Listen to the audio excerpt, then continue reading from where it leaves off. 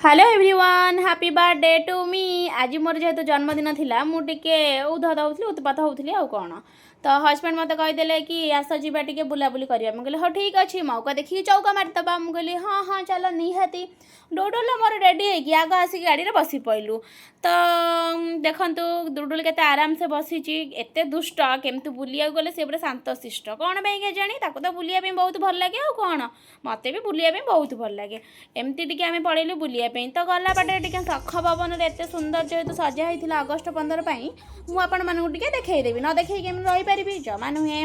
तो आम टे जाइलु खावाई किंतु मु तार भिडियो किसी बनई पार नी जेहेतु डुडुल एत हैरान कर खुआई दूसरा जमार भी आउ फोन से आलाउ करनी बाहर ही करी भितर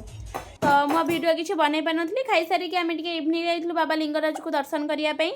तो देखो बाबा लिंगराज को दर्शन करके जन्माष्टमी मत बहुत खुशी लगे 2 ईयर पर मु मंदिर गली पूर्व तो केवे जाई हो डुडुल को छाड़ी